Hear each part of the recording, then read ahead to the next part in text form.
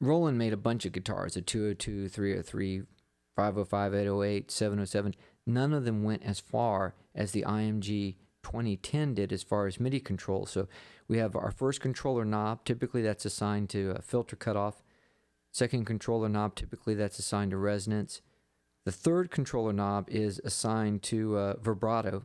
And then we have our last controller, which is the virtual whammy bar. And this was only found on the Ibanez IMG2010. And it's remarkable in a lot of ways. One thing is, even though Roland never produced a guitar that used this virtual whammy bar, this feature is fully supported in the Roland GM70. These three knobs, as you turn them up and down, they go from 0 to 15 volts. Uniquely, the virtual whammy bar, as you push it down, goes from 0 to minus 15 volts.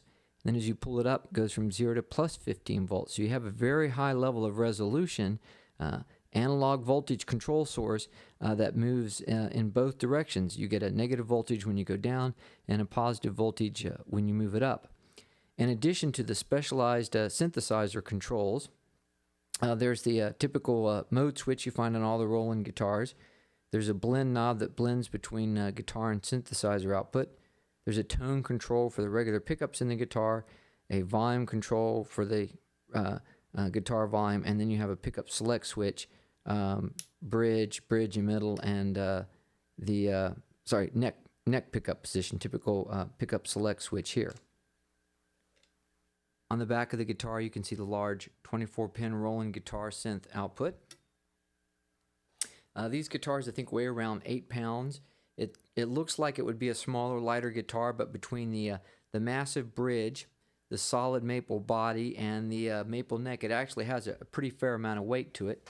And there's a cutaway here to help you hold the guitar when you're playing it sitting down, but for me, that's the only drawback to the guitar. I really like to have a strap on at all times. Maybe it's the weight of the guitar, maybe it's the way that it's balanced, but it always feels much more secure to me to be wearing a strap when I'm playing this guitar. But anyway, it really is an amazing guitar.